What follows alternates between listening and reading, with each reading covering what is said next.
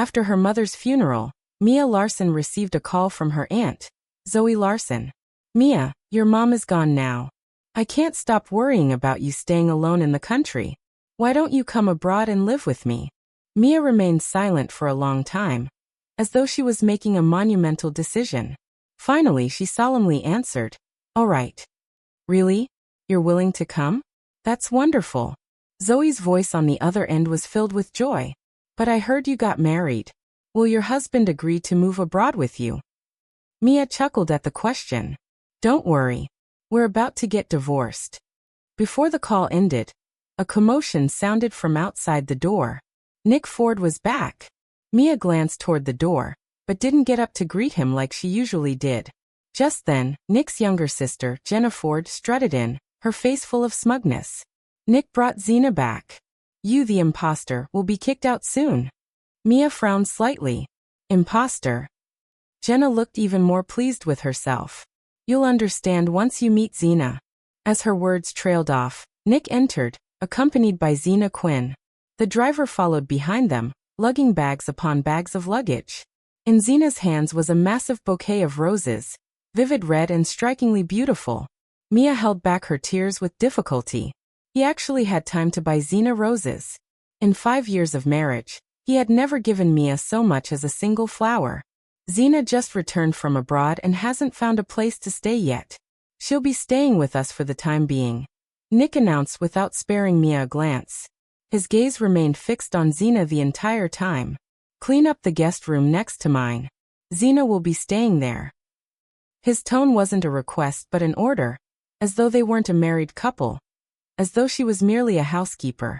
Someone staying over didn't require her consent, yet she was expected to clean the room for them. "Nikki, I can clean it myself." "No need to trouble Mia," Xena interjected, lifting her head. It was then that Mia finally saw her face. She froze on the spot, as if struck by a spell, her body rigid and unable to move. At that moment, Mia finally understood what Jenna meant by imposter.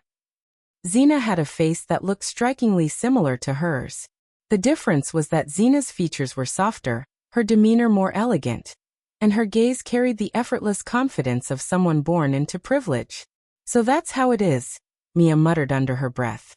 She let out a soft, hollow laugh, wiping away a tear from the corner of her eye as if brushing off something insignificant. Now it all made sense. Her life had always been marked by misfortune. Luck had never been on her side. Even her mother, the only person she had to lean on, had passed away on her birthday. She should have known better. Someone like her, cursed with bad luck, was never going to stumble into a fairy tale ending.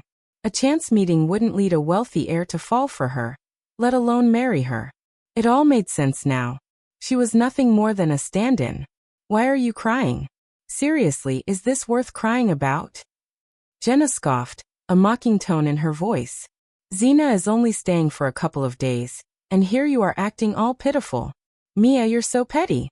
Mia quickly shook her head. "No, this has nothing to do with Miss Quinn." But before she could finish, Xena's eyes reddened, and she interjected softly, "Forget it. I'll leave. I don't want to cause any strain on your marriage because of me." A dark cloud immediately settled over Nick's face. "You're not leaving," he said, stepping in front of Xena. His tone was commanding, leaving no room for argument. "I make the decisions in this house. Uncle Jacob, take her luggage upstairs." The driver hesitated, glancing uneasily at Mia. He didn't move. Nick noticed and turned his sharp gaze toward Mia. "Do you have a problem with this?" he asked, his voice low and tinged with warning, like a predator cornering its prey.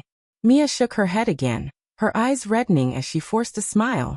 "No, I don't have a problem. Miss Quinn is more than welcome to stay here." "No problem at all. Why would she have a problem?" Someone who was about to leave for good had no right to care. She would step down gracefully, give up her place, and disappear forever, never to return. Nick cast a cold, penetrating look at Mia, then suddenly let out a mocking laugh. "Since you don't mind, why don't you help Uncle Jacob carry Xena's luggage upstairs?" He was clearly trying to humiliate her, probably annoyed that she had made him lose face in front of his one true love. Mia's face turned slightly pale, but she quickly recovered, forcing a smile. "Sure." With that, She turned and started helping Uncle Jacob move the luggage. She was so obedient, so compliant. Logically, Nick should have been pleased. Yet, as he watched her calmly carry the bags upstairs, an inexplicable irritation rose within him. The room was tidied up quickly. Just as Mia was about to head back downstairs, Zena walked in. "Mia, thank you for letting me stay here." Zena grabbed Mia's hand with both of hers, her brows furrowing as she said with a delicate, pitiable expression, "If it weren't for you and Nicky, I really don't know where I would have gone." As Zena spoke, the light caught on the back of her hand, and Mia's eyes were drawn to it, a dazzling flash that stung her vision. Zena was wearing a ring on her left ring finger, identical to Mia's wedding band. No, not identical. The diamond on Zena's ring was larger, brighter, and far more striking. By comparison, Mia's wedding ring looked like a cheap imitation. Even though she had already decided to leave, a sharp pang pierced her heart at that moment. So, even her engagement ring had been nothing but a knockoff. A stand-in paired with a counterfeit, how fitting. Just then the doorbell rang. Moments later, a delivery man entered, carrying a massive cake. "Wow! Who ordered a cake?" Jenna exclaimed. "Nick, was it you? Did you get it for Zena?" "Zena's birthday is next week," Nick replied without looking up. "But yes, I did order her a cake in advance. Did the bakery mix up the date?" Everyone was still confused when the delivery guy suddenly called out loudly, "Is Mia Larson here? The recipient is Mia Larson. This cake is from your Aunt Zoe Larson. She asked me to tell you that she knows today has been really hard for you, but she doesn't want you to dwell in sadness. She's grateful you came into this world and wishes you a happy birthday." The living room fell silent. Everyone turned to look at Mia. For once, Nick's expression showed a hint of guilt. Awkwardly, he said, "It's your birthday today? Why didn't you tell me?"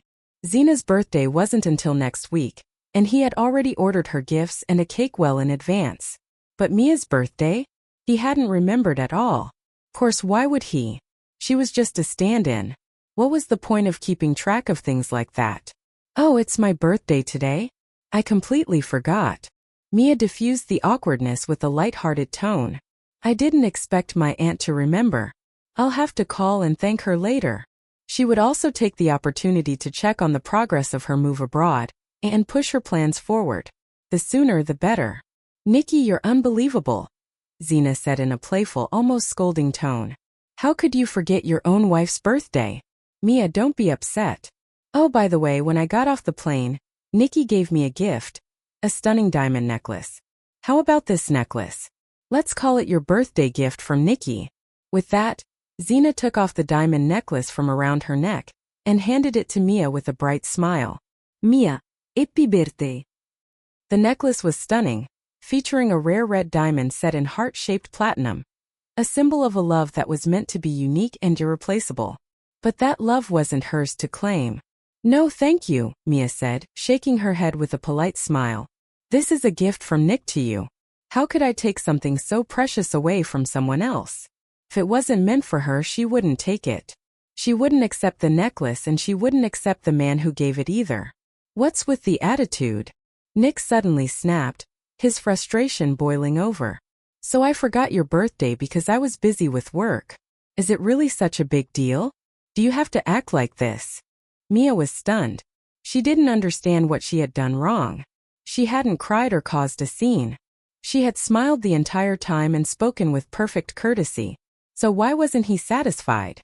"I wasn't being sarcastic," Mia said softly, lowering her gaze to hide the exhaustion in her eyes.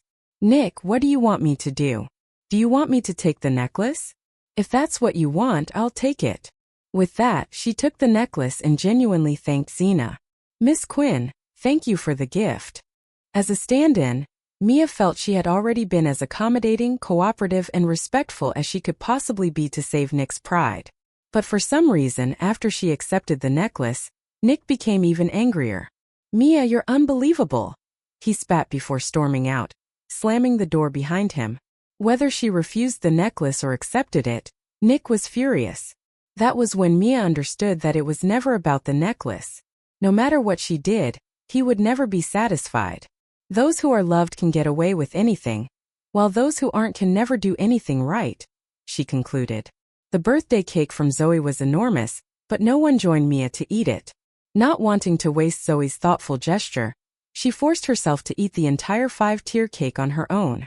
By the time she finished, she was so painfully full that she ended up in the bathroom, throwing up for what felt like forever. How absurd, she thought, slumping onto the bathroom floor. Tears streamed down her face as she laughed silently. When she was a child, they couldn't afford birthday cakes. She used to stand outside the bakery, staring through the glass at cakes she could never have. And now? Now she finally had more cake than she could ever eat, but it only left her sick, her stomach aching and her chest heavy with regret. Some things lose their meaning once they're lost, even if you finally get them back, she mused. By evening, Mia had packed her belongings and moved out of the master bedroom. The rightful owner of Nick's heart, his one true love, was back. As a stand-in, she knew her place. She couldn't stay in the same room as Nick anymore. It might upset Xena. As she was moving her things, Xena stepped out of the adjacent room. She was wearing a skimpy camisole dress, so short that it barely covered anything, exposing her alluring shoulders and her long, slender legs. "Mia, don't misunderstand," Xena said sweetly, her voice dripping with false sincerity. "Nikki isn't staying out of the master bedroom to avoid you. He's just still upset. Don't worry, we didn't do anything. We were just playing cards, that's all." Mia smiled faintly. "There's no need to explain to me. Even if they had done something, it didn't matter. The divorce papers were already prepared. Tomorrow she would find the right moment to have Nick sign them." "Mia, you're still misunderstanding." Xena bit her lip, her face a picture of innocence and grievance.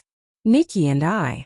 Before Xena could finish, Mia cut her off with a calm smile. "I know. You and Nick grew up together, childhood sweethearts deeply bonded.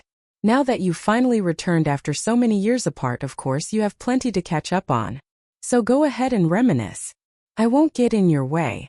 With that, Mia turned and walked away without looking back. Xena stood rooted to the spot, watching Mia intently for a long moment, her gaze heavy with unspoken meaning.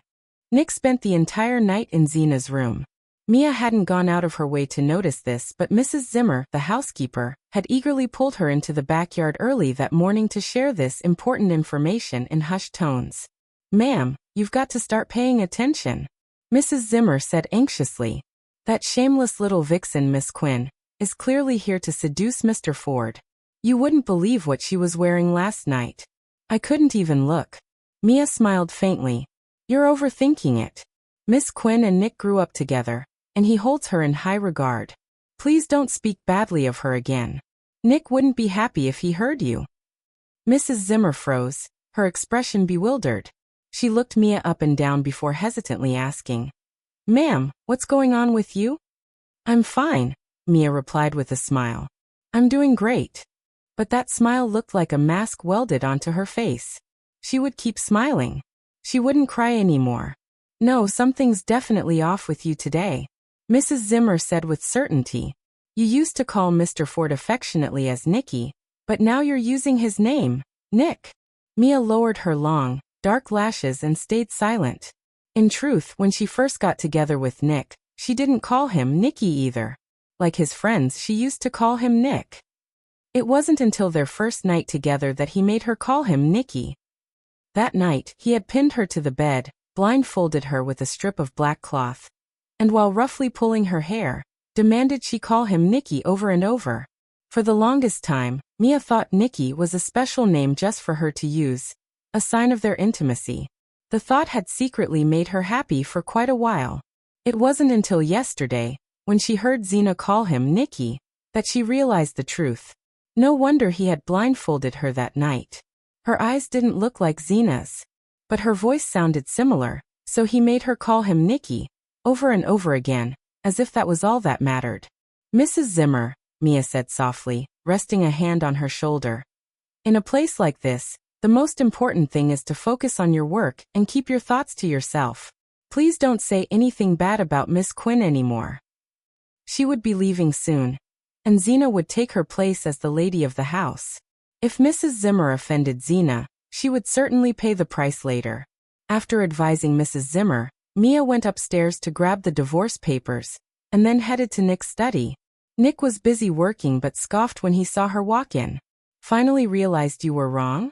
Yes, Mia said flatly. If he said she was wrong, then she would let it be. She was too tired to argue, especially since it would all be over in a few days. If you'd figured that out sooner, none of this would have been necessary. Nick said irritably, his tone sharp. He pulled a finely crafted gift box out of a drawer and tossed it onto the desk in front of her. Here's a belated birthday gift. Open it. Mia wanted to say it wasn't necessary, but her instincts told her that if she refused, Nick would only get angry. She still needed him to sign the divorce papers, so it was better not to provoke him. Silently, she accepted the gift without a word. Just then Nick's phone rang. Out of the corner of her eye, Mia saw the caller ID Xena. Nick glanced at her, then pulled a pair of headphones from the drawer and put them on.